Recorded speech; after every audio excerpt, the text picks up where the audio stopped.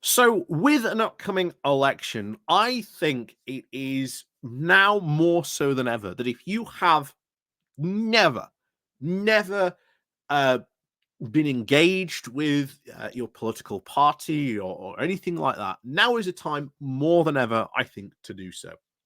Because when uh, Graham and the rest of the crew were at the Labour conference just recently in November, they asked I think they asked for the audience, what do want to see more of?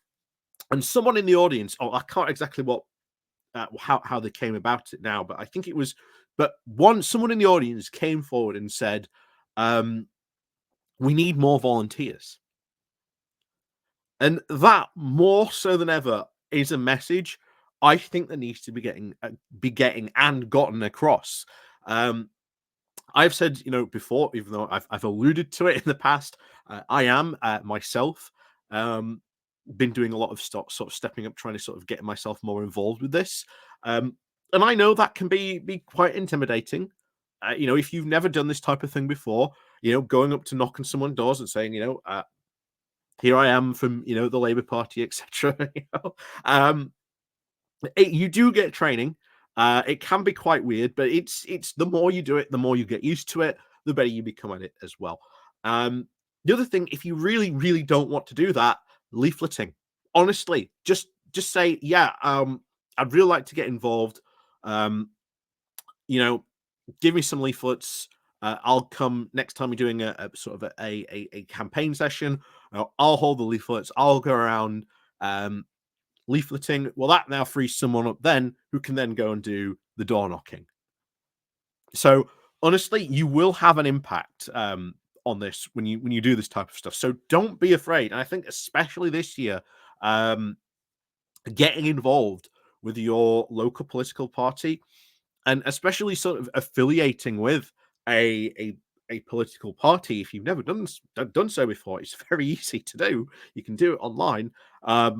So again, something I would encourage you to do, because that's how you find out more about the activism that's going on in your area, how you can get involved, and sort of what they're looking for. And like I say, if you are sort of worried about having that, that going up and knocking on people's doors, then just volunteer for doing leaflets. It's really easy.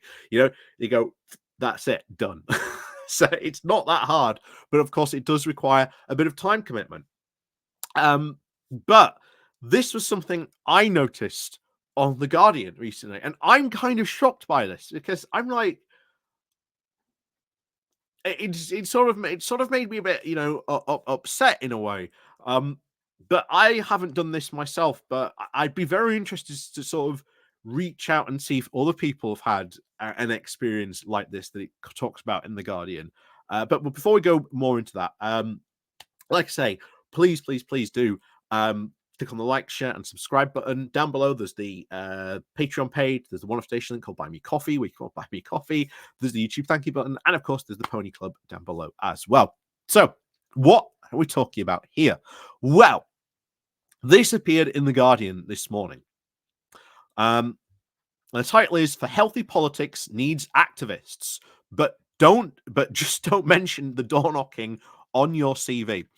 And this is what it was about. It was about the fact that if you want a healthy democracy, you need to have good activists and activists out there engaging in democracy, engaging, and championing movements, causes, you know, those things. And it does raise a point of, have we gotten to a stage where that is sort of looked down upon? Are we seeing, more and more, I don't know, keyboard warriors? And is sort of social media and more effective than door knocking? Well, there's been studies done on this. What's more effective, door knocking or posting on social media? It's still door knocking. Door knocking still has the biggest political impact that there is out there, and it ain't going to go away. The big problem is, of course, is more and more people have a more reluctance to do that more than ever. But as I've said, you can learn it. It's a good skill that you should learn. Public speaking and being to speak to sort of people, to be able to engage with people. It's a good thing to be able to do. So it's a good skill to learn. This is again where you can learn it. And as I said at the beginning, if you are sort of intimidated that you don't want to do that, then just volunteer. Just say, I'll do the leafleting. It is that easy, getting involved. But of course, it's having the oomph, the drive, the wherewithal to sort of get out there and go and do it. And indeed doing it in all weathers. So, upcoming, there's a date upcoming for one of the events, and yeah, it's going to be one of the worst days for Storm Island. So good luck to me for that. But yeah, it's kind of odd, and it's kind of upsetting as well that employers look poorly on this. So this was a study that was done in Belgium, and this is what employers said to this. So they talked about why there's a decrease in sort of all party membership. It's down considerably, but they say it's not good news for democracy, and possibly is for your job prospects. A new study conducted an experiment, the same kind used to measure race discrimination, and it asked recruiters to respond to applicants whose CVs spell out their political activism. Now, I don't put my political activism on my CV. It's something I've never ever done, but now I'm like, well, why should I even put this on? And it's going to make me even more reluctant to mention this in an interview, because I think being able to speak to people, multiple people, and in that type of environment, I think is a good skill to have.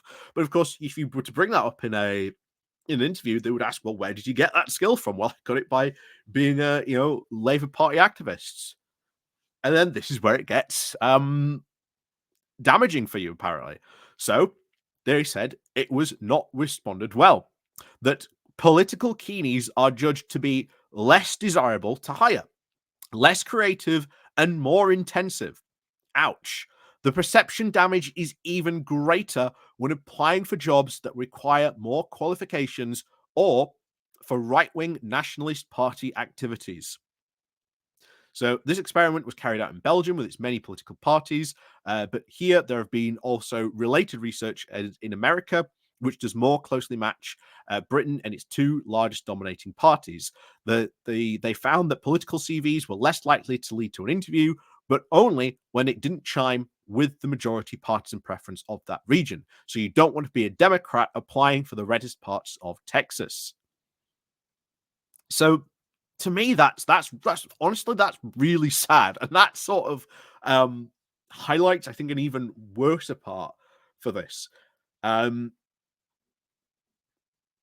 yeah, I find that quite sad, and I find that quite shocking, because when I've been in a position, looking at people's CVs, I've never seen anyone mention their political affiliation or their activism on CVs. So it's not something I've come across when I've been at that level myself.